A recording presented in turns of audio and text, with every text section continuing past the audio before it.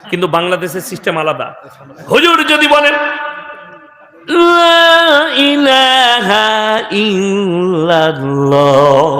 মাল একদম স্টেজের ওপরে,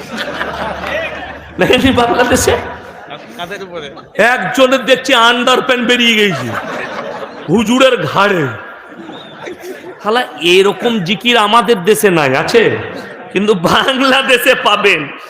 এত ডিজাইন কোন দেশে নাই যতটা বাংলাদেশে আছে, এত ডিজাইন। আবার এক হারামখোরকে দেখলাম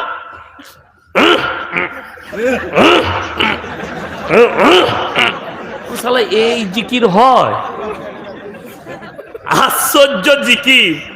আমাকে মাঝে মাঝে ভয় লাগে, কি বলেন আল্লাহ, এই জিকিরটা হাদিসে কোরআনে কোথাও দেখি না, কিন্তু বাংলাদেশে আছে। এরা সব বাউল বুষ্টম। আমার ভাই গল্প গুজব করে এই হুগলিতে, আমি মসজিদে শুয়ে আছি যেমন ছিলাম, আমাকে ডেকে নিয়ে এলো, আমি তখন প্রস্রাব করে মুখ হাত ধুয়ে যাচ্ছি, এই মাত্র যত মখলুক আছে মানুষ ছাড়া, গাছপালা, নদী নালা, দরিয়া, পাহাড় পর্বত, ফল ফ্রুটের গাছ, সব কিছু একটা মখলুকের জন্য আল্লাহ সৃষ্টি করলেন, সেটা হচ্ছে মানুষ। মানুষের মধ্যে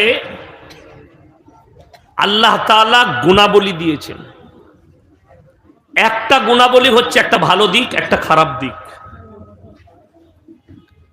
যেটা ভালো দিক দিয়েছে আল্লাহ তাআলা, কিন্তু মানুষকে একটা সব থেকে দামি জিনিস দিয়েছে, যেটা হচ্ছে ব্রেন। যে ব্রেনের দ্বারা মানুষ বিচার করতে পারবে ভালো আর মন্দ।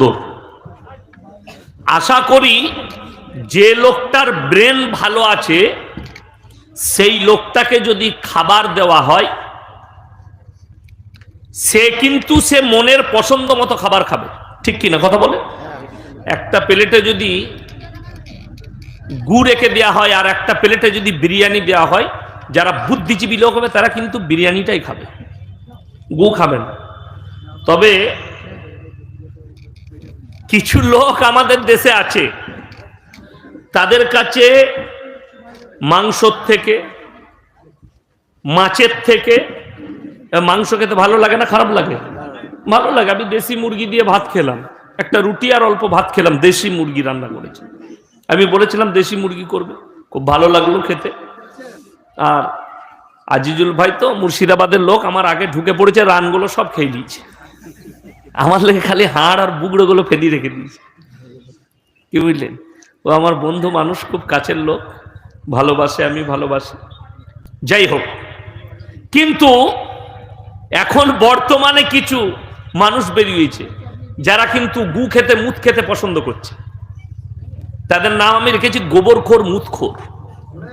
কথাটা বুঝতে পারেননি? কারুর কারুর কাছে গোবর মারাত্মক জিনিস।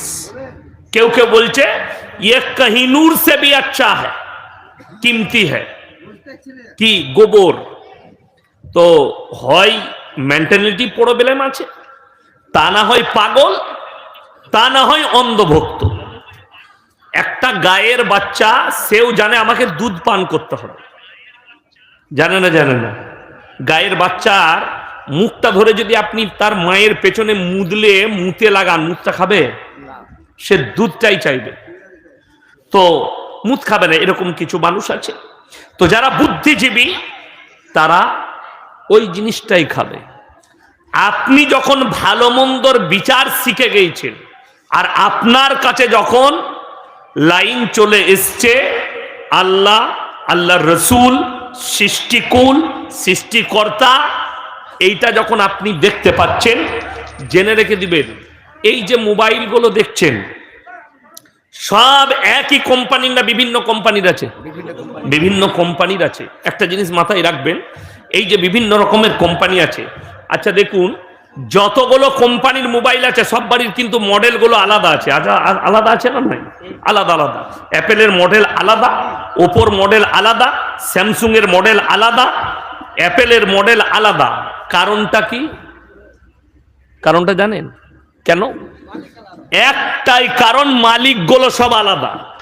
স্যামসুং এর মালিক আলাদা, আপনার ওপোর মালিক আলাদা, অ্যাপেলের মালিক আলাদা, ভিভোর মালিক আলাদা, যার কারণে মডেলগুলোও আলাদা। কিন্তু গোটা পৃথিবীতে 700 কোটি মানুষকে এক কাছে করুন, আল্লাহ সব বাড়ির দুটো চোখ দিয়েছে, একটা মাথা দিয়েছে, দুটো কান, একটা নাক, একটা মুখ, দুটো হাত, দুটো পা, একই রকম গঠন দিয়েছে। আমার মডেলে তোমরা পার্থক্য পাবে না। অর্থাৎ এই পৃথিবীর সৃষ্টিকর্তা কজন? একজন। এই পৃথিবীর সৃষ্টিকর্তা একজন। এরপর যার যেখানে আস্থা আসছে সে সেখানে বিশ্বাস রেখেছে। কেউ পাথরের কাছে মাথা ঠুকছে, কেউ গাছতলায়, কেউ ঢিপির সামনে, কেউ কবরের সামনে, কেউ আগুনের সামনে, কেউ পানির সামনে। যার যেখানে বিশ্বাস এসছে যে এটা আমার সৃষ্টিকর্তা, সে সেখানে ঠুকছে। এইখানে মূল কথা যেটা, কেউ মুসলিম ঘরে জন্ম নিয়ে কাফের হতে পারে না? পারে না? কথা বলে না? পারে। কেউ কাফের ঘরে জন্ম নিয়ে মুমিন হতে পারে না? পারে না? পারে। তার মারাত্মক দলিল কি জানেন?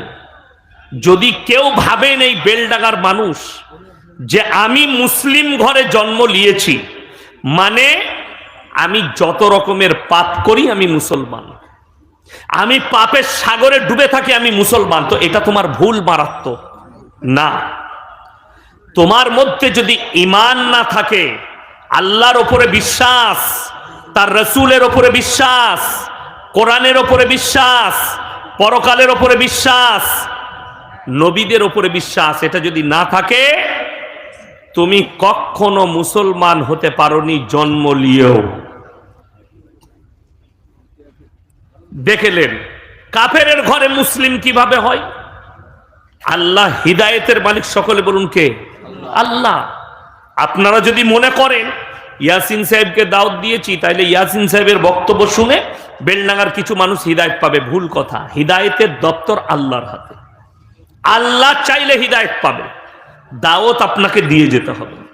মৌলবীরা দে, আপনি দেখ, আপনি রাস্তা দিয়ে পেরিয়ে যাচ্ছেন, মুসলিমদের 10টা ছেলে বসে টাস খেলাচ্ছে, আপনি বললেন ভাই এটা খেলা হারাম, অর্থাৎ তোমরা এক কাজ করো, নামাজে এসো, আপনার দাওয়াত দেওয়া হয়ে গেল, আপনি কামিয়াব।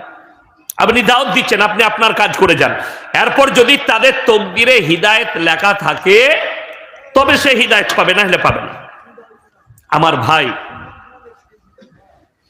এই ভারতবর্ষে আমাদের একটা মসজিদকে গুঁড়ি দেওয়া হয়েছে, সেটার নাম হচ্ছে বাবরি মসজিদ, ঠিক কিনা কথা বলে?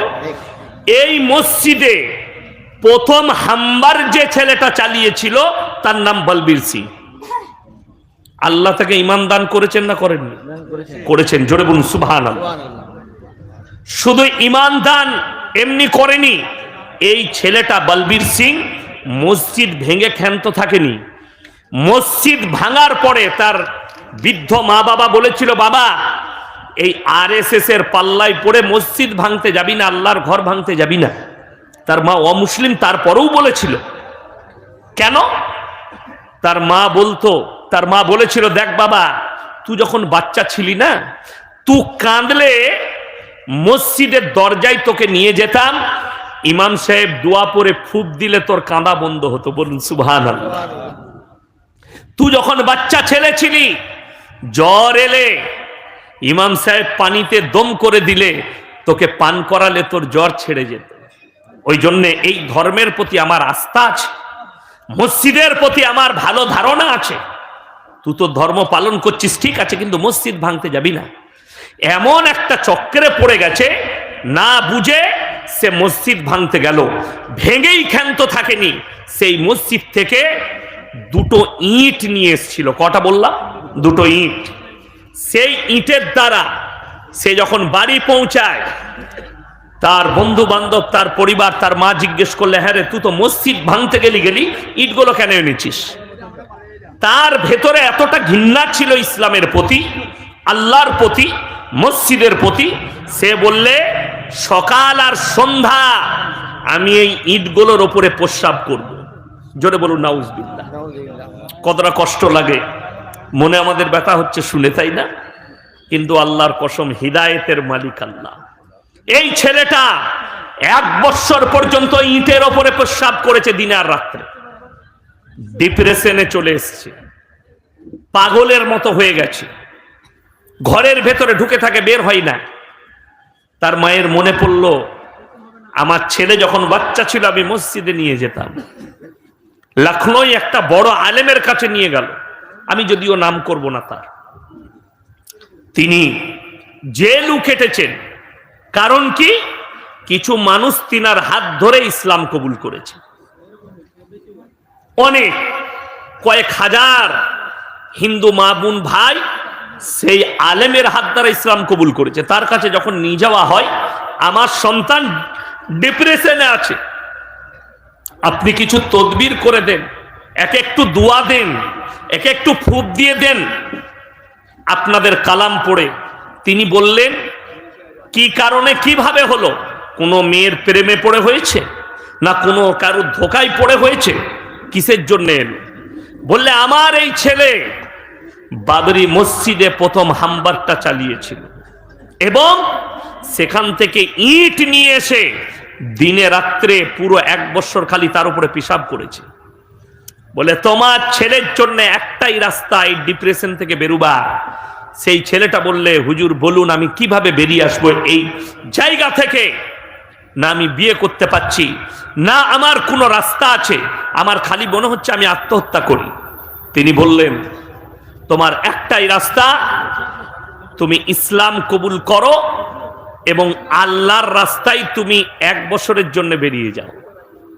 সেই ছেলে ডিপ্রেশন থেকে বেরোবার জন্য কালমা পড়ে মুসলমান হলো, এই বলবীর বেরিয়ে গেল। 1 বছর পরে যখন ফিরে এলো, মুখে দাড়ি, আল্লাহর কাছে কেঁদে কেঁদে দোয়া করলো, আল্লাহ তুমি আমাকে ঈমান দান করেছো, আমাকে কালমা পড়িয়েছো, আমার মৃত্যু ততদিন দিও না। এই হাতের দ্বারা মসজিদ ভেঙেছি, আমি যেন এই হাতের দ্বারা 100টা মসজিদ তোমার ঘর তৈরি করতে পারি। জোরে বলুন সুবহানাল্লাহ। এইটা তো বলবীর সিং যে বাবরি মসজিদ ভেঙেছে, এর থেকেও মারাত্মক কথা, এর থেকেও ডেঞ্জার যেটা, সেটা হচ্ছে রাসূল আকরাম সাল্লাল্লাহু আলাইহি, সকলে বলুন সাল্লাল্লাহু আলাইহি ওয়াসাল্লাম, যুদ্ধের ময়দানে 70 জন সাহাবী শহীদ হয়েছেন। হাজী সাহেবরা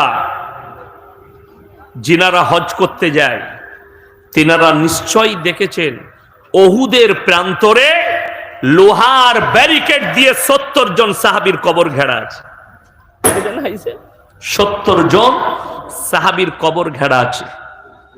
ওইখানে এমন একজন সাহাবী শুয়ে আছেন, তিনি হচ্ছেন আল্লাহর নবী সাল্লাল্লাহু আলাইহি সাল্লামের চাচা যান হযরতে আমির হামজা রাদিয়াল্লাহু তাআলা।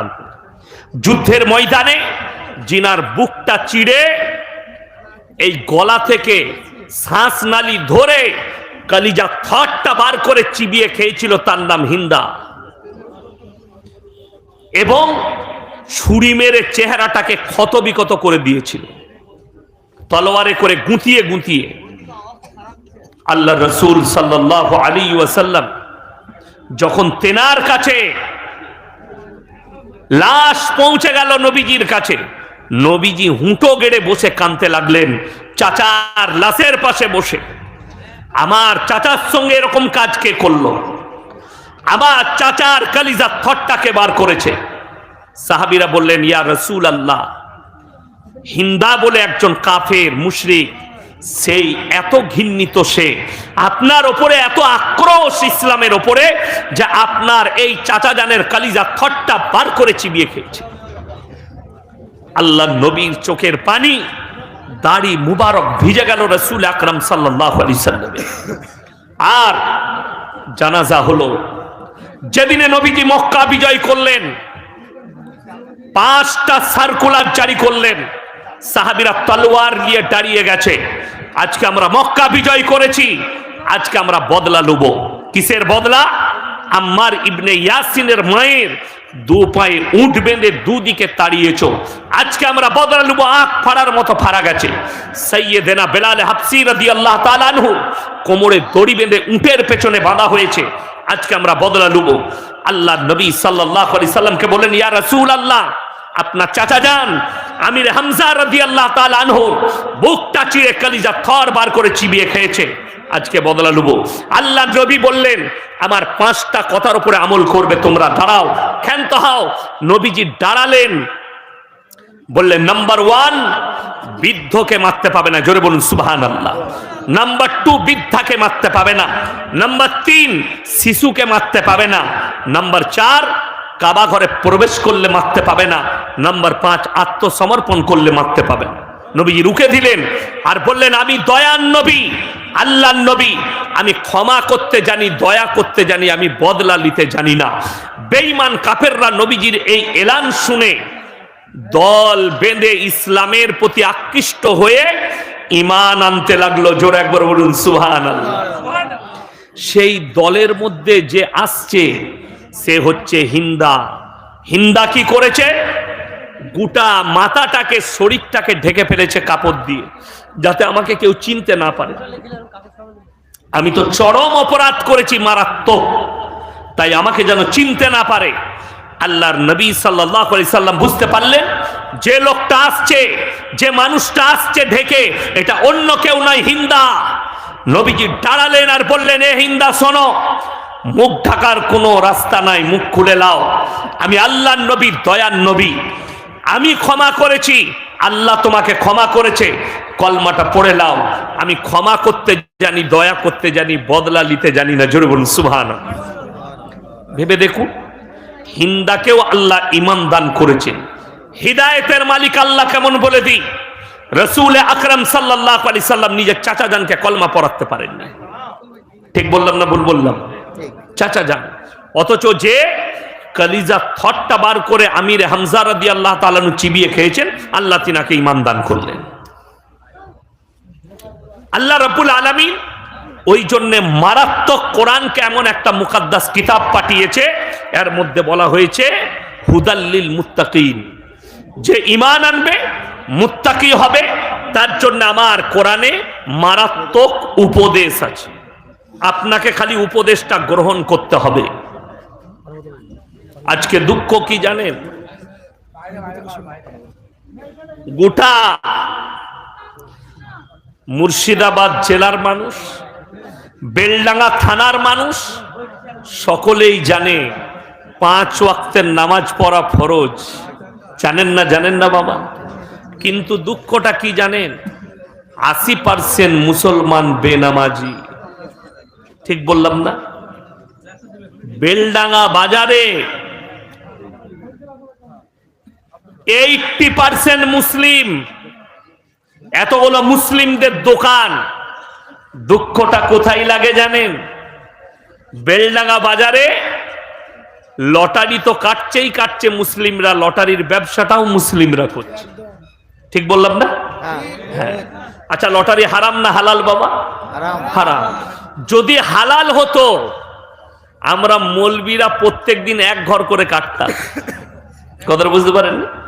বেতন আমাদের কম, 1 কোটি যদি লেগে যায় তা লেগে যাবে, আর মুয়াজ্জিনই থাকবো না, আর ইমামও থাকবো না।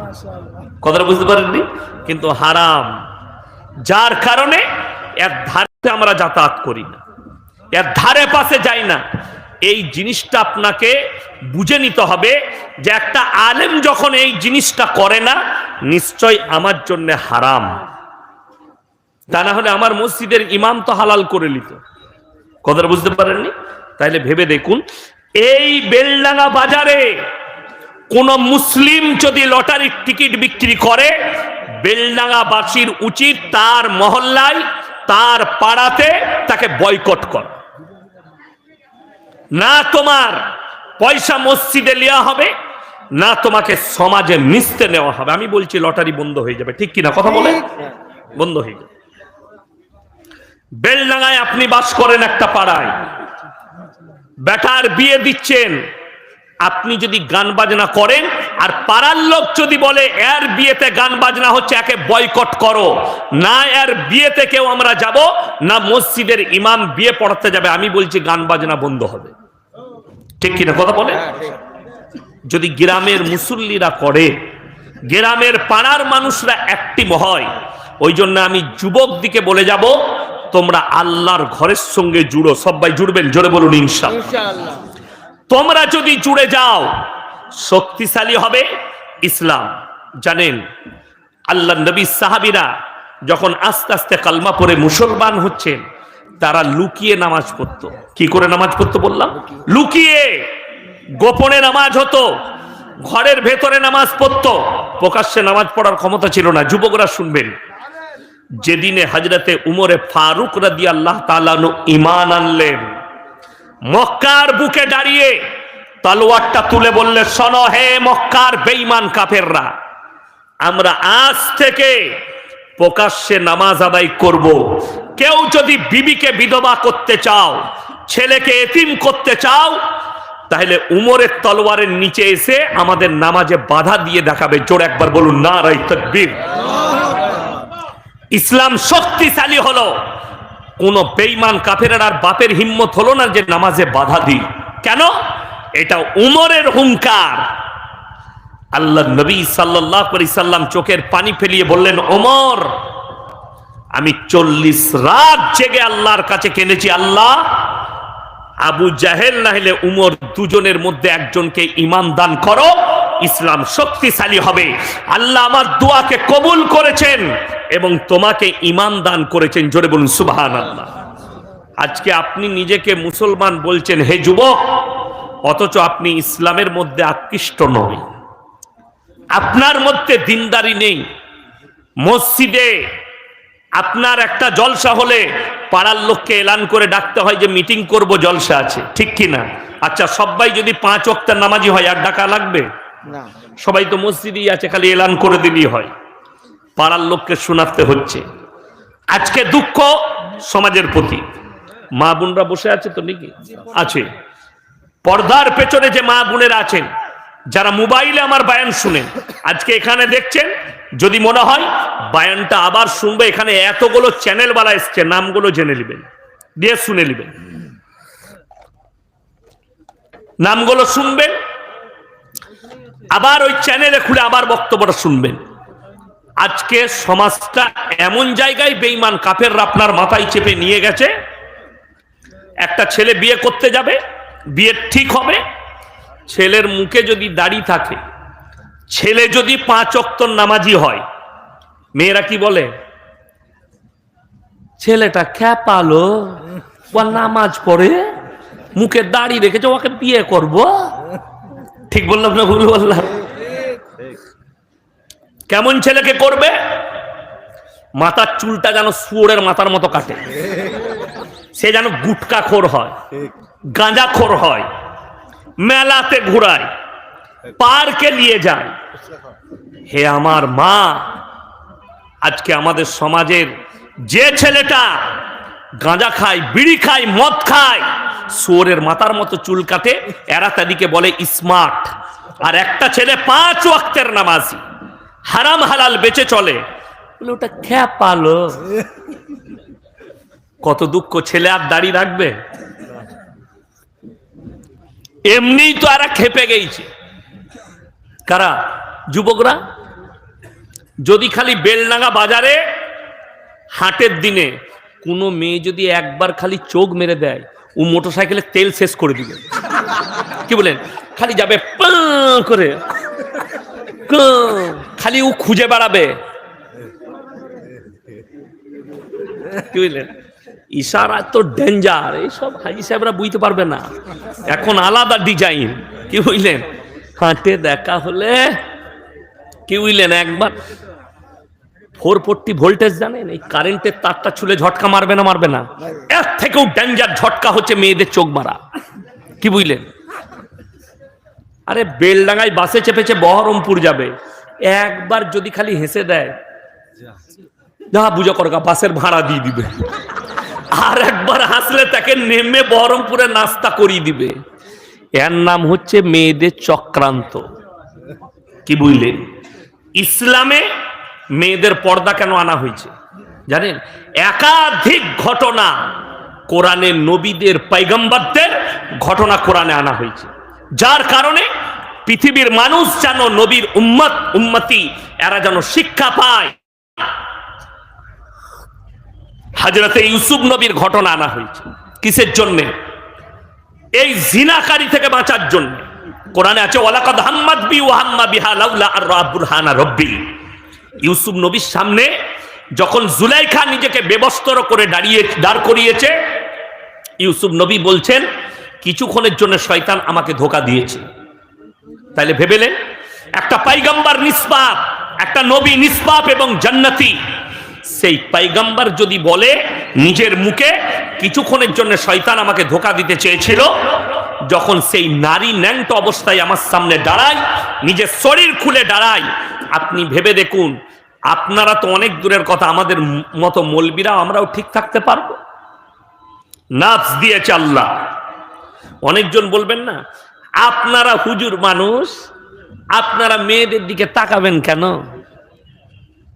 আচ্ছা বলুন তো, কুকুর ন্যাংটো ঘুরে বেড়ায় না কাপড় পরে? ন্যাংটো। আচ্ছা আমরা কাপড় পরে আছি না ন্যাংটো? তার জন্য আমরা ইনসান। কেন? ইনসানের ইজ্জত আল্লাহ দিয়েছে না দেয়নি? লিবাসে তাকওয়া বলা হয়েছে রাসূলকে, যার কারণে শরীর ঢাকা ফরজ, সাতার আপনি সাতার বার করা হারাম। যেমন একটা নারী, তার জন্য পর্দাকে ফরজ করা হয়েছে। যদি পর্দার কোনো সিস্টেম ইসলামে থাকতো না, নারীদের জন্য পর্দার ফরজ আসতো না, তাইলে যা ইচ্ছা তাই পোশাক পরতো, কোনো দোষ ছিল না। কিন্তু পর্দা যেদিন থেকে ফরজ হয়েছে, সেই দিন থেকে কোরআনে আছে ওয়াদরিব খুমুরিহিন্না আলা জুনুবিহিন, নারী তুমি নিজেকে ঢেকে লাও, পর্দা নির্ধারিত করো, তোমরা কোনোদিন ধর্ষিত হবে না, লাঞ্ছিত হবে না। পর্দা কেমন ফরজ আমরা জানি। আপনাকে বলে দিই, চকলেটের দাম কত? 1 টাকা, তাই না? আচ্ছা ওটা খুলে বিক্রি করে না প্যাকেটের মধ্যে থাকে? বাবা প্যাকেটের মধ্যে থাকে।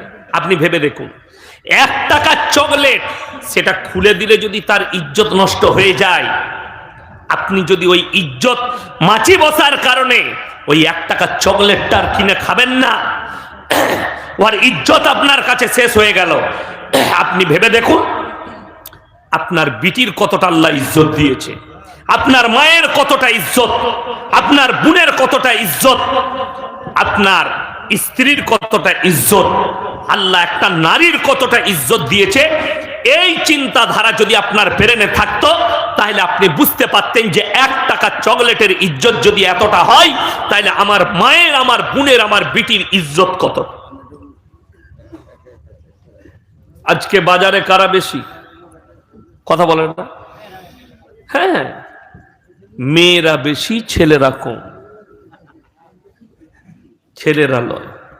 আপনি বেলডাঙ্গা বাজারে দেখতে পাবেন, বড় কষ্ট লাগে। আমি মাঝে মাঝে আলিফ ভাইয়ের দোকানে চা খাই, দাঁড়িয়ে বাজারও করি। সবজির দোকানটা পেছনে আছে, আমি সবজি নিই।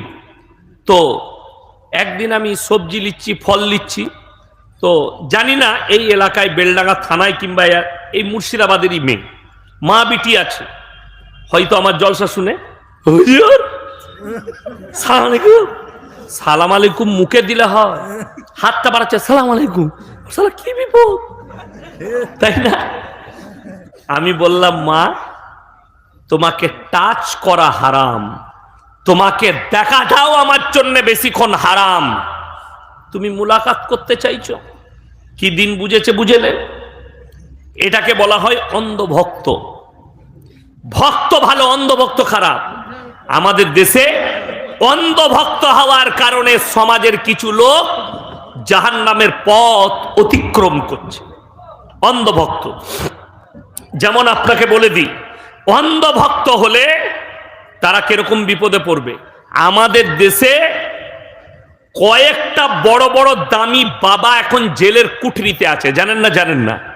রাম রহিম বাবা ধর্ষণ কেসের আসামি, 250টা মেয়েকে ধর্ষণ করেছে তার গুফাতে।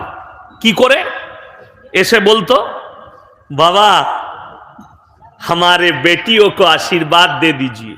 बोले हमारे गुफा में भेज दो। साला गुहार ভেতরে আশীর্বাদ। আপনারা যদি, আমি জলসা করতে এসেছি, যদি বলেন হুজুর আমার মেয়ের জন্য দোয়া করবেন, আমি কি বলবো আল্লাহ তোমার মেয়ের মঙ্গল করুক, আল্লাহ তোমার মেয়েকে সুখী করুক? না আমি বলবো আমার কামরায় পাঠিয়ে দিয়ে তবে দোয়া দেবো? বড় কষ্টের বিষয়। এই বাবা রাম রহিম শুধু এ জেলে নাই, এর ভক্তরা অন্ধ হওয়ার কারণে নিজেদের বিটি দিকে ঠেলে দিত তার গুফায়, আর ও জিনা করতো এই সুযোগে। যেহেতু ওরা অন্ধ ভক্ত, তাদের বিটির সঙ্গে মায়ের সঙ্গে জিনা করত। রাজা রামপাল জেলের কুঠরিতে বসে আছে, 150টা মেয়ের ধর্ষণকারী বাবা। শুধু ধর্ষণ করি ক্ষান্ত থাকতো না, সে যে 70 বছর বয়স সেই বাবার, সে যে চকলেটটা খেত, চকলেটের দামই হচ্ছে 75,000 টাকা। আপনারা হাসবেন, এ হুজুর পাগল হয়ে গেছে, চকলেটের দাম 75,000? হ্যাঁ, আমেরিকার ওই চকলেটটা কারা খায় শুনে নেন। যারা সেক্স করে, এই চকলেটটা খাওয়ার পরে একবারে 10টা মেয়ের সঙ্গে সেক্স করা যাবে, এত যৌবন ক্ষমতা বাড়িয়ে দিবে। এই বাবা খেত আর 10 জন 15 জন মেয়েকে ধর্ষণ করতো গুফায় ডেকে ডেকে, নিজের ঘরে ডেকে। আমাদের দেশে, আমাদের সমাজে কিছু কানা দাজ্জাল পীর বেরিয়েছে, বলছে তোর মাকে ডেকে দে, বোনকে ডেকে দে, আমাদের পার্টি। আমাদের বর্ধমানে আছে, বীরভূমে আছে।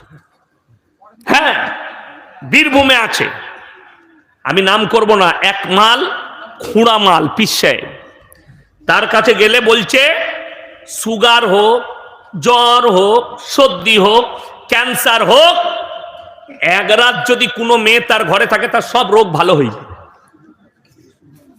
ছেলে হচ্ছে না, বলছে মাজারে 3 দিন শুয়ে থাকবি, ছেলে হয়ে যাবে। আমরা শুনেছি স্বামীর পাশে শুলে ছেলে হয়, এরা বলছে মাজারে শুলে ছেলে হবে। কথা বুঝতে পারেননি?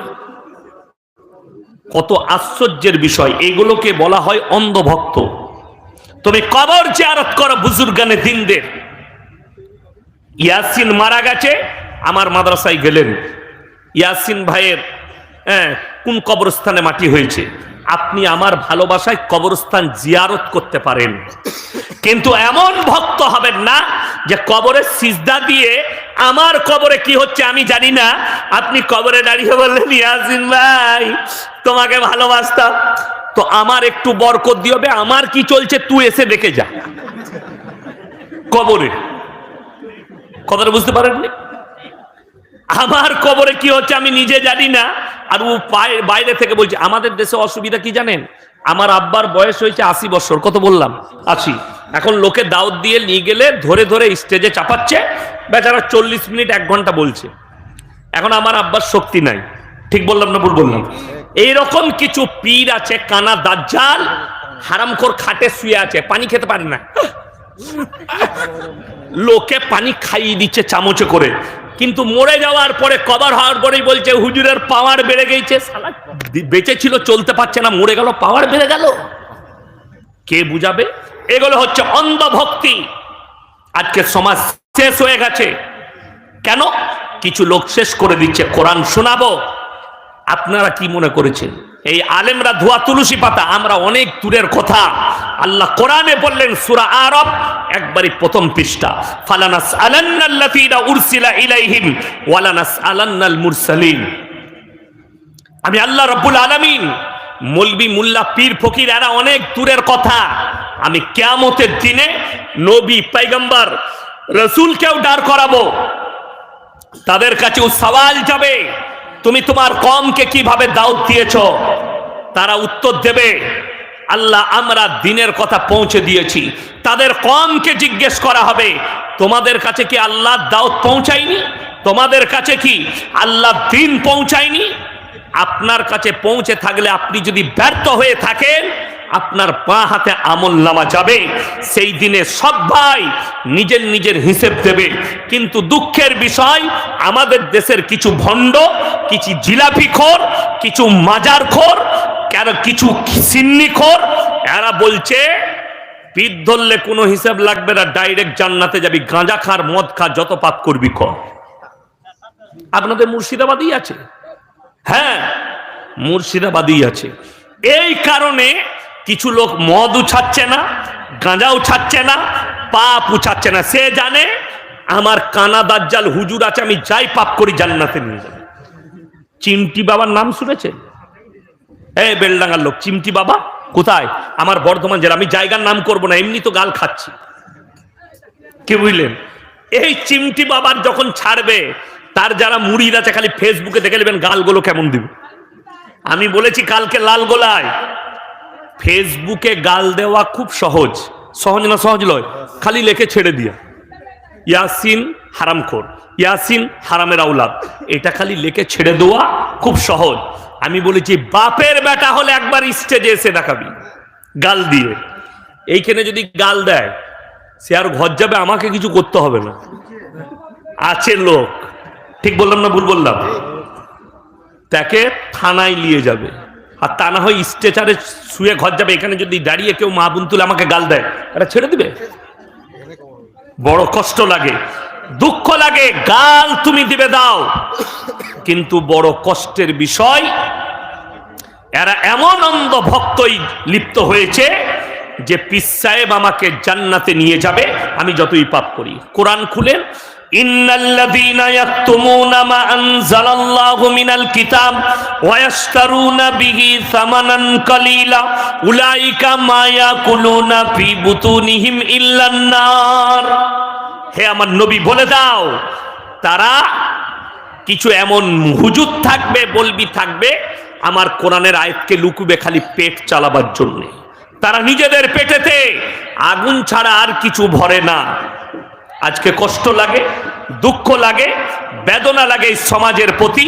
এরা নামাজ ছেড়েছে, হুজুরের ওপরে বিশ্বাস করে। এরা রোজা ছেড়েছে, হুজুরের ওপরে বিশ্বাস করে। ওই চিমটি বাবার কাজ কি জানেন? বর্ধমানে তার মারাত্মক কাজ, বলছে বছরে একবার ওরস হয়, তার ওরসে গাদা মুড়িদ জুগার হয়। কারা? সারা বছর যা পাপ করেছ আমি চিমটি মেরে তুলে নেব। চিমটি মারবে, গুনাগুলো টেনে নিবে। আমি বলি উ যে লোকের গুনাগুলো টানছে, উ রাখছে কোথায়?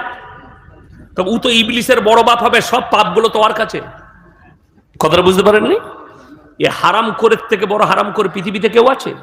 অথচ সে গাঁজা খায়, অথচ জিন্দেগিতে নামাজ জুম্মাটা পর্যন্ত হারাম করে পড়ে না, অথচ লোকের বলছে গুনাহগুলো তুলে নেয়।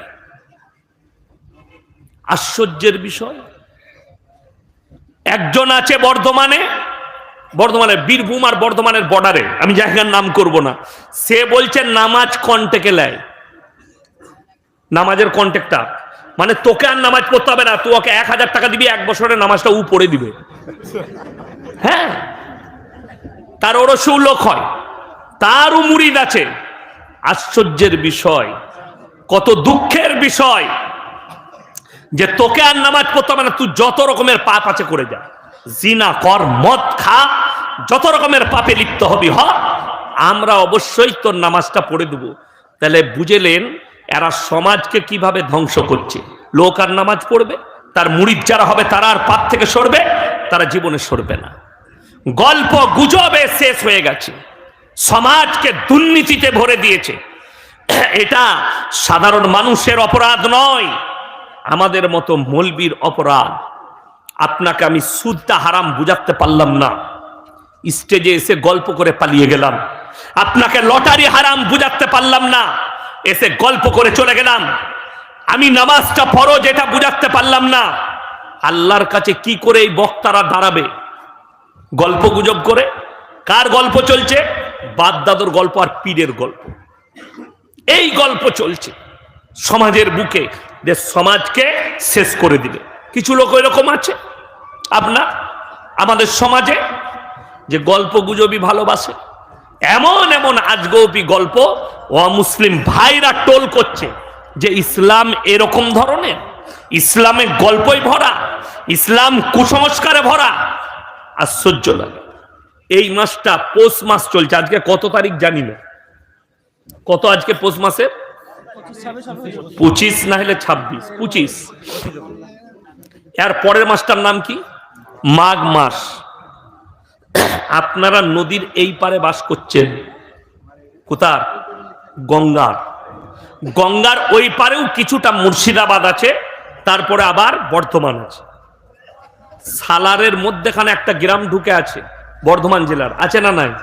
গ্রামটার নাম নতুন গ্রাম, কিন্তু জেলাটা বর্ধমান। আমি ওই গ্রামে দুবার জলসা করেছি। এরকম ওই পাটটা পেরুলে সালার, ভরতপুর, সালারটা পেরিয়ে গেলেই কেতুগ্রাম থানা, বর্ধমান জেলা স্টার। এইদিকে দেবগ্রাম পেরিয়ে গেলেই কাটুয়া, বর্ধমান জেলা স্টার। বর্ধমানে, মুর্শিদাবাদের কিছু জায়গায়, আর বীরভূমে, বাঁকুড়া, পুরুলিয়ায় দেখবেন এই পহেলা মাঘ অমুসলিম ভাইদের একটা পরব আছে, সেটার নাম হচ্ছে মাকর সংক্রান্তি। গঙ্গাসাগরে আমি জলসা করতে গিয়েছিলাম। ওই গঙ্গাসাগরে সব গোসল করতে যায় অমুসলিম ভাইরা, ওটা ভারত থেকে আসে, বিহার থেকে, উড়িষ্যা থেকে গোসল করতে আসে। এই দিনে কাজী সাহেব বলে কোনো এক পীর সাহেব ছিল, কি নাম বললাম? কাজী সাহেব। এই পহেলা মাঘ কাজী সাহেবের ওরস হয় কিছু কিছু জায়গায়। কি করে? মেয়েরা ফজরের পরে গোসল করে। অমুসলিম ভাইরা মাকর সংক্রান্তিতে গোসল করছে। আমার বর্ধমান জেলায় আছে, আমার আউস গ্রাম গলসি থানায় আছে কিছু ভণ্ডদের গ্রাম, তারা এই মাকর সংক্রান্তির দিনে মুসলিমদের মেয়েরা গোসল করে, নাউজবিল্লাহ বলে, এবং ওরস পালন করে। কার? কাজী সাহেবের ওরস। গরু জবাই করে খানা করে খাচ্ছে, হারাম, সম্পূর্ণ হারাম। আমি বলার পরে আমাকে 1000-এর বেশি ফোন থেকে গাল দিয়েছে। আমি আবার বেলডাঙ্গায় বলে যাচ্ছি, রওজা থানে দরগায় আল্লাহ ছাড়া পীরের নামে, মাজারের নামে, গাছের নামে যদি কেউ মুরগি, ছাগল মান্যত করে 1000 বার বিসমিল্লাহ বলে জবাহ করলেও হারাম। কোন বাপের বেটা মৌলবি থাকলে তাকে স্টেজে নিয়ে আসুন, হালাল বলে দিবে। 1000 বার যদি বিসমিল্লাহ আল্লাহু আকবার বলে জবাহ করে, হারাম। কেন? আল্লাহ কোরআনে স্পষ্ট বলে দিয়েছেন হারাম কতগুলো জিনিস। ইন্নামা হাররামা আলাইকুমুল মাইতাতা ওয়াদ-দামা ওয়া লাহমাল খিনজির ওয়া মা উহিল্লা বিহি লিগাইরি। প্রবাহিত রক্ত, জবাহ করার পরে যে রক্তটা বয়ে যায়, অনেক মুরগিওয়ালা আছে দেখবেন গলাটা টিপে ধরে রাখে, ঠিক কিনা? ওই মুরগির মাংস কিনা হারাম। সেই মুরগিওয়ালার কাছে মুরগির মাংস কিনবেন না। কিছু হারামখোর কসাই আছে, মুরগি বিক্রি করে, জবাই করার পরে গলাটা টিপে ধরে থাকে, একদম হারাম, অপরাধ। তার কাছে মুরগির মাংস কিনবেন না, তার দোকানকে বয়কট করুন। দুঃখটা কোথায় জানেন? আমাদের দেশের লোক, ইমাম সাহেব যদি পাড়ায় কোনো কসাই থাকে, ইমাম কিংবা মুয়াজ্জিন যদি 100 করে টাকা নেয় কিংবা 200 করে টাকা নেয়, গরুটা জবাই করে দেয়। অনেক লোক বলে একে ইমাম রাখা যাবে না, গরু জবাই করছে। তাহলে গরুটা জবাই করবে কে? 100টা কসাইয়ের মধ্যে 80টা কসাই গাঁজাখোর আর মাতাল আমাদের দেশে। এই বলছি কাল থেকে গাল চলবে, চলবে না? চলবে না। কারা দিবে? ওই মালগুলো আমাকে গাল দিবে। তো তোরা গাল দিলে তো আমি বলতে ছাড়বো না, অবশ্যই বলবো। আমার ভাই, আপনাদিকে অনুরোধ করে বলছি, একটা মানি ব্যাগ কারুর পড়ে গেছে, আপনার হাত দিয়ে দেখুন, স্টেজে রইল, প্রমাণ দিয়ে নিয়ে যাবেন মানি ব্যাগটা। ইমানদারির সঙ্গে শুনে যান। আপনাকে বলে দিই, কসাই যারা থাকবেন, আপনি 5 ওয়াক্তের নামাজ পড়ুন, আপনি ইমানদার দিকে মাংস খাওয়াবেন। এবং আপনাদিকে বলছি, কোনো কসাই যদি নামাজ না পড়ে, তার কাছে মাংসটা, গরুটাকে জবাহ করছে জানার পরে মাংস নিবেন। যদি ইমাম সাহেব করে আলহামদুলিল্লাহ, চা ঢালবেন না, না এখন নয়। ইমাম সাহেব যদি করে আলহামদুলিল্লাহ, মুয়াজ্জিন করে আলহামদুলিল্লাহ। আমার গ্রামে সিস্টেম আছে, হয় মাদ্রাসার শিক্ষকরা জবাহ করে, নাহলে মুয়াজ্জিন করবে, নাহলে কোনো নামাজি ব্যক্তিকে জবাই করতে হবে, তবে তার মাংস নেয়, নাহলে তার মাংস বিক্রি হবে না। এইটা আমাদের সমাজে শুনেলেন, যে মুরগিটা জবাই করা হলো, গরুটা, তার প্রবাহিত রক্ত, তার যে রক্তটা গড়িয়ে যাচ্ছে, এটা খাওয়া কি হারাম। মরে যাওয়া মাংস, মরে যাওয়া জন্তু প্রাণীর মাংস, মরে যাওয়া মাছ নয়। মরা মাছ খাওয়া জায়েজ আছে। অনেকে বলবেন যে মরা গরুটা খাওয়া জায়েজ নাই, মাছটা কেন জায়েজ আছে? এর মধ্যে কোরআন হাদিসের দলিল আছে। প্রবাহিত রক্ত, যে প্রাণীর শরীরে প্রবাহিত রক্ত আছে ওইটা মারা গেলে হারাম।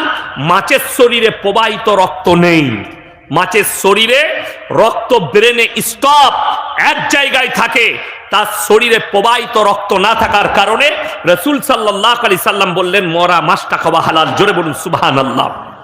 এবং শুয়োরের মাংস, কিসের মাংস বললাম? শুয়োরের মাংস। এবং আল্লাহ ব্যতীত অপরের নামে উৎসর্গিত জিনিস, আল্লাহ ছাড়া ঠাকুরের নামে, আল্লাহ ছাড়া ঢিপির নামে, আল্লাহ ছাড়া পীরের নামে, আল্লাহ ছাড়া অন্য চূড়ার নামে মান্যত করা জিনিস তোমাদের জন্য হারাম করা হলো। এই আপনাদের মুর্শিদাবাদে একটা গুটকা করাছে, দাঁতগুলো তো একদম পুরো মোষের মতো কালো করে দিয়েছে। তার নাম, ওই জাদুঘরের মতো টুপি পরে থাকে, তার নাম হচ্ছে জুবের। সে দেখলাম একটা বক্তব্যে বলেছে দেওবন্দিরা আহলে হাদিসরা মুরগি জবাই করলে, গরু জবাই করলে এটা খাওয়া যাবে না, হারাম। ফতোয়া দিয়েছে। ওই ভগবান গুলাই বাড়ি। আমি দেখলাম এ মাল যখন ফতোয়া দিচ্ছে আর খোঁজ নিতে হবে ই কতটা আমল করে। আমি ভগবান গুলাই জলসা করতে গিয়ে খোঁজ নিলাম যে তার বিটি পালিয়ে গিয়ে দেওবন্দি ঘরে বিয়ে করেছে। আমার তাহলে এর বউটা কি হবে? কষ্টের বিষয়। ফতোয়া দিচ্ছে, শুনে রেখে দেন। এরা বলতে চাইছে যে মুরগিটা মাজারে জবাই করলেও আল্লাহু আকবার বলে জবাই করে। আর আমি বলে যাচ্ছি 1000 বার যদি বিসমিল্লাহ আল্লাহু আকবার বলে পৃথিবীর সব মৌলবি কাবা ঘরের ইমাম এসে জবাই করে, আর যদি উদ্দেশ্য থাকে বাবার নামে, উদ্দেশ্য থাকে গাছের নামে, উদ্দেশ্য থাকে মাজারের নামে, হারাম। কোনো সন্দেহ নেই এটা হারাম। 1000 বার বিসমিল্লাহ বলে, যেহেতু উদ্দেশ্যটা আল্লাহ। পুজোর প্রসাদ খাওয়া হারাম না হালাল? হারাম। তার কারণ একটাই, মারাত্মক কারণ একটাই, সেটা হচ্ছে আল্লাহ ব্যতীত অপরের নামে উৎসর্গ করা। আমি একবার আমার আব্বাজির সঙ্গে তখন জলসায় গিয়েছিলাম তালবিলিম। তখন একজন মুসলিম বক্তা ছিল, মানে মুসলিম মানে বুঝতেই পেরেছেন, অমুসলিম থেকে মুসলমান হয়ে। তিনার নাম ছিল আব্দুর রাজ্জাক রাগ মেদিনীপুরি। খুব সুন্দর বাবনদের ছেলে ছিলেন। তিনি ইসলাম কবুল করেছিলেন। আমি আমাদের মাদ্রাসায় একবার আমার আব্বাজি এনেছিলেন জলসায়, আমি দেখেছি খুব ভালো কথা বলতেন। আল্লাহওয়ালা লোক, চিনেন না? আল্লাহওয়ালা লোক, ইনিও চিনেন আমার ভাইজান। তো তিনি বক্তব্য দিচ্ছেন, আব্বাজি স্টেজে গেল, আমি সাথে গেলাম কিরাত পড়ার লেগে। তো তিনি লাস্টের দিকে বলছেন যে পুজোর প্রসাদটা মুসলমানদের এই জন্য খেতে নেই, সেখানে গোবর আর মুতের ছিটে দেওয়া হয় বলে। তো আমার আব্বাজি বললে ভাইজান আপনি বসবেন। আব্বার বয়সী লোক বলে কেন? বলে আপনি একবার বসুন। আব্বাজান খুতবা পড়েননি। তাকে বলল যে আপনি বললেন মুসলমান দিকে যে মুতের ছিটে লাগার কারণে, মুত আর গোবরের ছিটে দেওয়ার কারণে এই প্রসাদ মুসলিমদের খাওয়া যায় না, তাইলে তলার মালগুলোই যেগুলোই লাগে না ওপরগুলো ফেলে দিয়ে তলারটা তো খাওয়া যাবে। তিনি কিন্তু স্থির হয়ে গেলেন। আমার আব্বাজি বললেন শুনেন, এইটা কোনো ফ্যাক্ট নয়, মুত আর গোবরটা মারাত্মক ফ্যাক্ট যেটা হচ্ছে সেটা হচ্ছে আল্লাহ ব্যতীত অপরের নামে উৎসর্গ করার কারণে হারাম। আল্লাহ ব্যতীত ঠাকুরের নামে উৎসর্গ করার জন্য হারাম। আল্লাহ ব্যতীত কবরের নামে উৎসর্গ করার জন্য হারাম। এইগুলো থেকে আমরা সবাই বাঁচবো, জোরে বলুন ইনশাআল্লাহ। মুসলমান তো এটাই বাঁচতে পারছেন।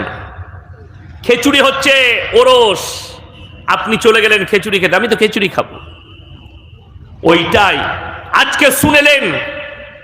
আমরা নিজেদের ধ্বংস নিজেরা ডেকে এনেছি, অন্য কেউ নয়।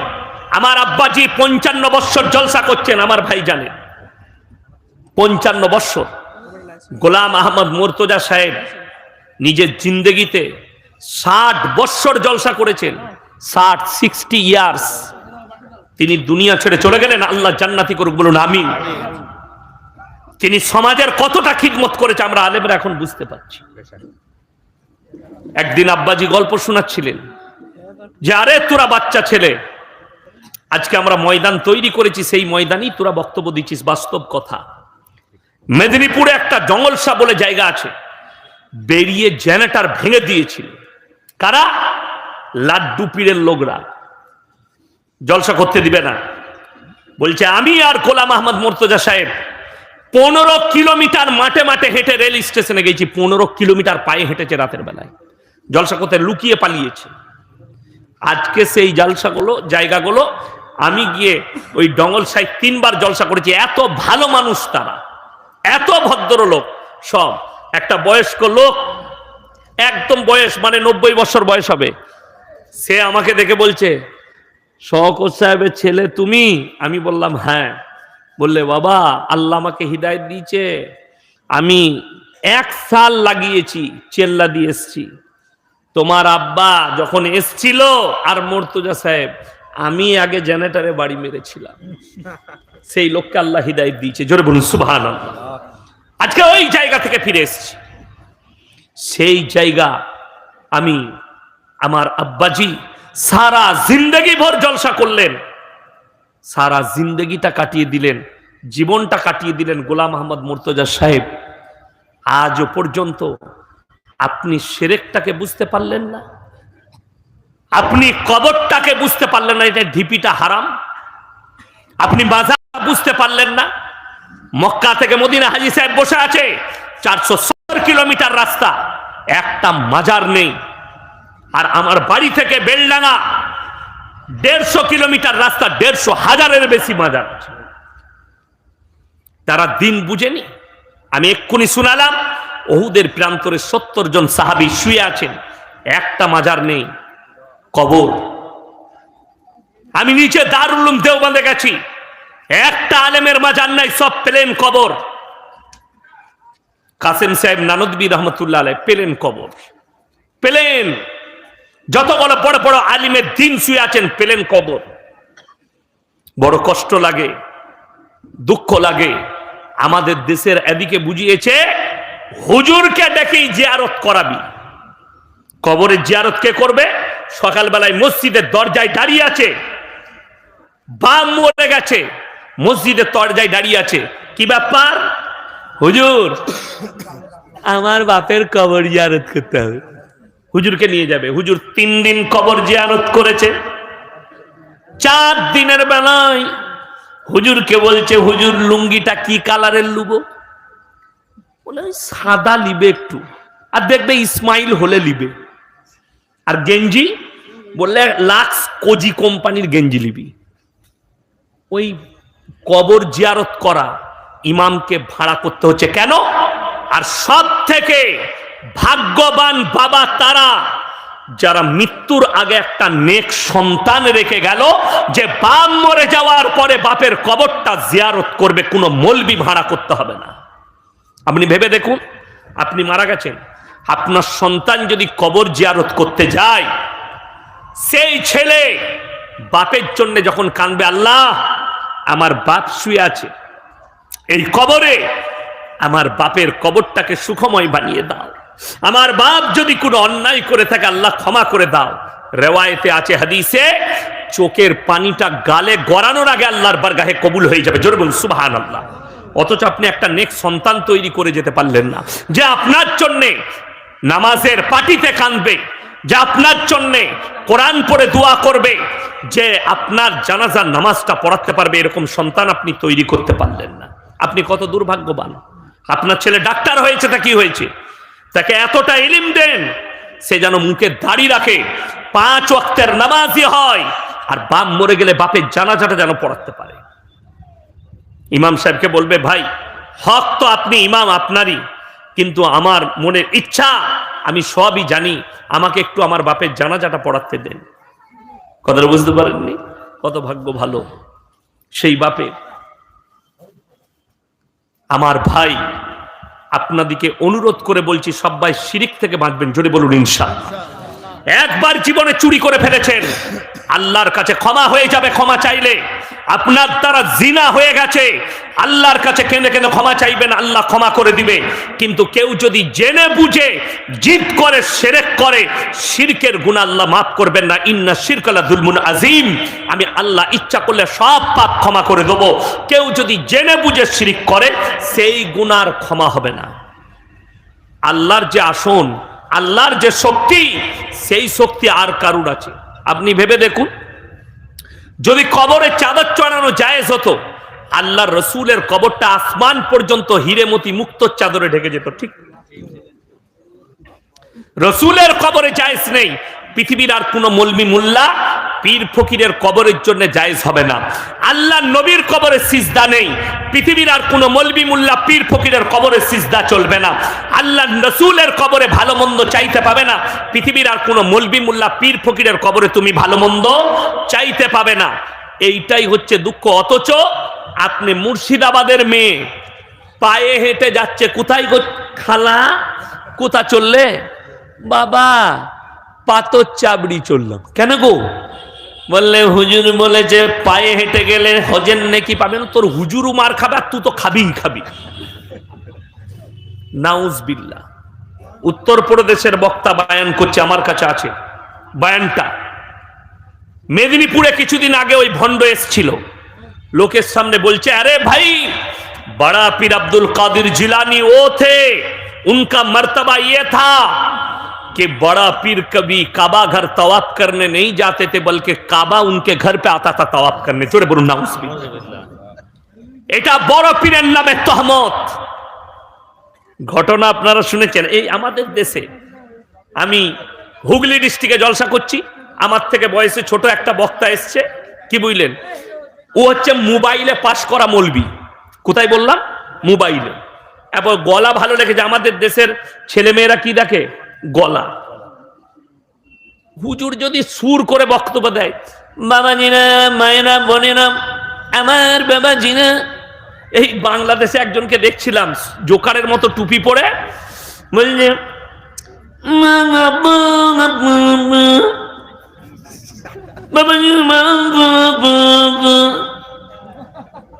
আস্ত পাগল গরু গাধা। আচ্ছা, আমাদের দেশে বড় বড় আকাবির, আমার আব্বা যদি আসেন তো আপনাদিকে বলবেন, বুজুর্গ আলেম ভাই, সবাই আমার সঙ্গে একবার সবাই বলুন তো লা ইলাহা ইল্লাল্লাহ। সবাই বলুন। কই কেউ লাম মেরে স্টেজে এলো না তো? এলো স্টেজে। রাস্তায় হেঁটে যাচ্ছি, স্টেজ একটু দূরে, তো ওই ছেলেটা বায়ান করছে, দুটো বায়ান করেছে, দুটোই হচ্ছে কোরআন বিরোধী এবং আল্লাহ বিরোধী, রসুল বিরোধী, আল্লাহ বিরোধী। কেউ যদি আল্লাহর বিরুদ্ধে কথা বলে, সে মুসলমান থাকবে না, কাফের হবে, কাফের হয়ে যাবে। শুনেলেন কি? আল্লাহর বিরুদ্ধে যে কথাটা আল্লাহ কোরআনে নিজের জন্য প্রযোজ্য করেছেন, কোন নবী পয়গম্বরের জন্য করেননি। কথাটা বলেন। আচ্ছা, এই লোক কোনদিন মুমিন হতে পারে? আল্লাহ তাআলা যেটা নিজের জন্য করেছে, কেউ যদি কারোর উপরে ফিট করে। কথাটা শুনেলেন কি বলছে? আমার বাবাজিরা, মায়েরা, বোনেরা। আর যদি সুর করে বলে, মেয়েরা বলে কি গলালো, বলে বুঝলি কিলো, বুঝে নাই কিচ্ছু, খালি হুজুরের গলাটা ভালো এটা বুঝতে পেরেছে। আর আমাদের দেশে তো সুরে জলসা শেষ, সুর করে সুরেতে জলসা শেষ। বুঝলি কি? হুজুর বুঝিনি কিছু, হুজুরের খালি গলাটা ভালো ছিল। কি বায়ান করছে? আমার ভাইয়েরা, আমার বাবাজিরা, মায়েরা, বোনেরা, বড় পীর আব্দুল কাদের জিলানী এত বড় পীর ছিলেন, এত বড় পীর ছিলেন, এত বড় পীর ছিলেন। গোটা পৃথিবীর যতগুলো সমুদ্র আছে, নদী আছে, যত পানি আছে, আমার বাবাজিরা, সব পানিগুলো যদি কালি করে দেওয়া হয়, আর গাছগুলো যদি কলম করে দেওয়া হয়, আর পৃথিবীর মানুষ যদি বড় পীরের প্রশংসা লিখতে শুরু করে, আমার বাবাজিরা, সমস্ত পানি শেষ হবে, কিন্তু বড় পীরের প্রশংসা লেখে শেষ করতে পারবে না। জোরে বলুন নাউজুবিল্লাহ। এটা কোরআন বিরোধী কিনা আমি প্রমাণ দিচ্ছি। আমাকে গাল দিবার আগে কোরআনটা শুনবেন। সূরা কাহাফ, কোন সূরা বললাম? সূরা কাহাফ, একবারই শেষ আয়াতের আগের আয়াত। কুল লাউ কানাল বাহরু মিদাদাল লিকালিমাতি রাব্বি লানাফিদাল বাহরু ক্বাবলা আন তানফাদা কালিমাতু রাব্বি ওয়ালাউ জিনা বিমিথলিহি মাদাদা। হে আমার বিশ্বনবী, পৃথিবীর মানুষকে বলে দাও, গোটা পৃথিবীর যতগুলো সমুদ্র আছে সব পানিগুলো যদি কালি করে দিই, আর পৃথিবীর মানুষ যদি আল্লাহর প্রশংসা লিখতে শুরু করে, পানিগুলো সব শেষ হবে, আবার আমি অতটাই পানি দেবো, অতটাই কালি দেবো, সেই পানিগুলো শেষ হবে, কিন্তু কিয়ামত পর্যন্ত আমার আল্লাহর প্রশংসা লেখে শেষ করতে পারবে না। জোরে বলুন সুবহানাল্লাহ। আল্লাহ এটা কার জন্য বললেন? নবীর জন্য নয়, শুধুমাত্র আল্লাহ নিজের জন্য প্রযোজ্য করলেন। আল্লাহ নিজের প্রশংসা করলেন, বাকি পৃথিবীর কোনো ব্যক্তি নিজের প্রশংসা করার যোগ্যতা রাখে না, একমাত্র আল্লাহ রাব্বুল আলামিন রাখে। এই মূর্খ বক্তা, গাঁজাখোর বক্তা, সিন্নিখোর বক্তা, গুটকাখোর বক্তা, জিলাপিখোর বক্তা, ওই জায়গাটা, ওই কোরআনের আয়াতটা বড় পীরের নামে ফিট করছে। আজকে যদি বড় পীর আব্দুল কাদের জিলানী রাহমাতুল্লাহ আলাইহি জীবিত থাকতো, এই হারামখোর গুলোকে কাফের ফতোয়া দিত। আরো ঘটনা শুনেলেন বাবাজিরা, একজন ব্যক্তি বিয়ে করেছেন, বিয়েটা কাকে করেছেন? একজন হাফিজে কোরআনকে। এই আয়েশা সিদ্দিকায় হাফিজে কোরআন তৈরি হয় না, হয় না? মেয়েরা হয়, কত মেয়ে পড়াশোনা করছে। কি বলছে? একজন হাফিজে কোরআনকে সাধারণ লোক বিবাহ করল। যখন বাসর রাতে গেছে, তখন তার স্ত্রী বললেন, তুমি আমাকে কেমন করে স্পর্শ করবে, যেহেতু আমি হাফিজে কোরআন, আমার মধ্যে কোরআন আছে, তুমি আমার উপরে কি করে চাপবে? এখন মায়েরা শুনছে, নাহলে হারামখোরকে আমি উত্তর দিতাম একটা কথাটা বলে। আমাদের মধ্যে ইলিম আছে না নাই? কথা বলে না? আমিও হাফিজে কোরআন, আমার বিবি কিন্তু সাধারণ মেয়ে, হাফিজে কোরআন লয়, তো তাকে আমি বুকে চাপিয়ে আদর করতে পাবো না? তাহলে কি করে চাপবে? সে হাফিজ লয় তো। এই হারামখোর বলছে হাফিজে কোরআন লয় বলে, বউ বলছে তুমি আমার উপরে চাপতে পাবে না। এই হারামখোর গুটকাখোর দিকে মারার লোক নাই। কি করতে হবে তাহলে?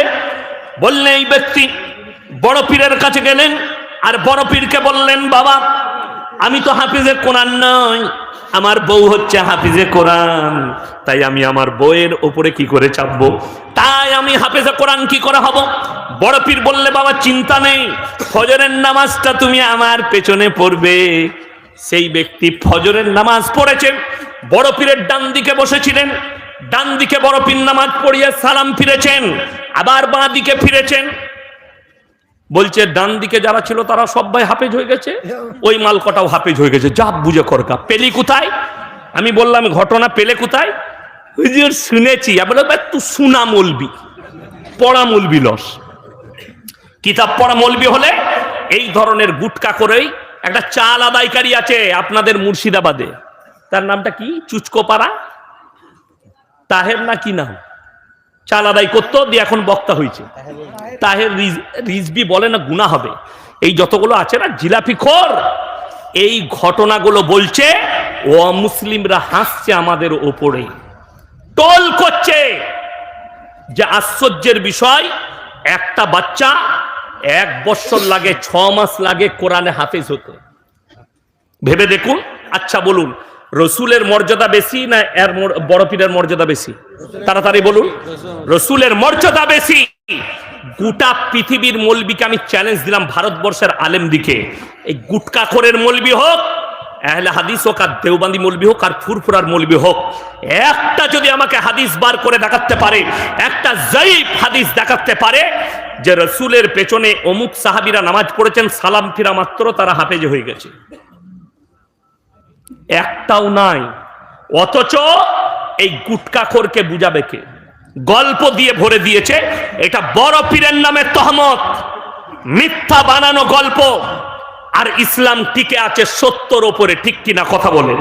শুধু এই গল্প নয় বাবাজি, নাম বড় পীর আব্দুল কাদের জিলানী খানা খেতে বসেছেন, দেশি মুরগি দিয়ে ভাত খাচ্ছেন। বাবাজিরা আজকে আমাদেরকে কি দিয়ে ভাত দিল? দেশি মুরগি।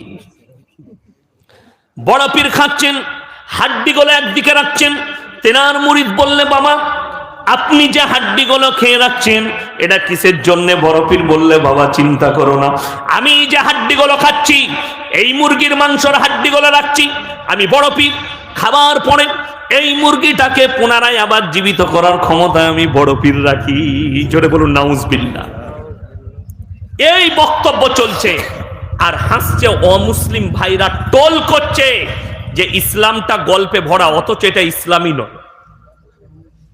রাসূল আকরাম সাল্লাল্লাহু আলাইহি ওয়াসাল্লামের জীবনে এরকম ঘটনা ঘটেনি যে নবীজি দুম্বা মাংস খেয়েছেন, দুম্বা জীবিত হয়ে গেছে। নবীজি বকরি খেয়েছেন, বকরি জিন্দা করে দিয়েছেন। একটাও দলিল নেই হাদিসে, অথচ হারামখোর বড় পীরের নামে তহমত লাগাচ্ছে। আমি চ্যালেঞ্জ ছুড়ে বললাম, পৃথিবীর যতগুলো গুটকা খোরার জিলাপি হুজুর আছে, একটা যদি খাজা বাবার প্রমাণ নিয়ে আসতে পারে যে খাজা মঈনুদ্দিন চিশতি বলেছেন আমি মরে যাওয়ার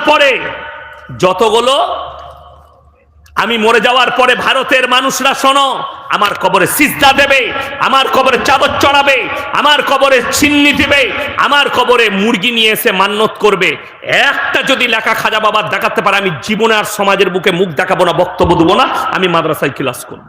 এটা আমার চ্যালেঞ্জ। কিন্তু আমি বলে যাচ্ছি, বেলডাঙ্গার মানুষ নিজেরা শিরক থেকে বাঁচুন। সকলে জোরে বলুন ইনশাআল্লাহ। নিজেরা শিরক থেকে বাঁচুন। আমার ভাই কি প্রশ্ন আছে? ভণ্ড পীর সাদিকুর রহমান বলেছে মিজানুর রহমান আজহারীর যে গলা কেটে আনতে পারবে তাকে 10 লক্ষ টাকা পুরস্কার দেওয়া হবে। এই বিষয়ে আপনার কিছু বলুন। সাহস থাকলে কাটবে, এরা তো আমাকেও খুঁজছে মারার লেগে, আমি কি করব? পেলে মারবে আর না হলে মার খাবে। আজহারী বলেছে যে স্বাধীনতার পর থেকে আমরা কিছু পাইনি, একদল খেয়েছে আর একদল খাওয়ার জন্য রেডি হচ্ছে। উত্তাল বাংলাদেশ এই নিয়ে কিছু বলেন। যা বলেছে ঠিক বলেছে, শুনেলেন। 1 টাকা যদি কেউ রাজত্বের পয়সা অন্যায়ভাবে কওমের পয়সা খায়, আল্লাহর কাছে হিসেব লাগবে। আমাদের দেশের লোক মনে করে নেতা হওয়া খুব সহজ, আমি জিতে গেলাম, আমি নেতা হয়ে গেছি, আমি আমার মন মর্জি মতো চালাবো। শুনেলেন, বেশিরভাগ নেতা এই যুগে জাহান্নামে যাবে খালি অন্যায়ভাবে মালকে আত্মসাৎ করার কারণে। এটা মাথায় রাখবে। আজকে কষ্টটা বলে দিই, বেলডাঙ্গা বাজারে একটা ছেলে পকেট থেকে 10 টাকা চুরি করেছে, তাকে গাছে বেঁধে পিটালো। বলে কেন? বলে এই বাচ্চাটা চুরি করেছে। তাকে বেঁধে হাঁটেতে পিটাচ্ছে, এই বাচ্চাটা চুরি করেছে, চোর। অথচ যারা কমের লাখ লাখ টাকা মেরে নিচ্ছে তাদেরকে স্টেজে নিয়ে এসে আপনি গলায় মালা পরিয়ে বলছেন এটা সমাজসেবী। আমি বললি খারাপ মলবি, বড় কষ্ট লাগে।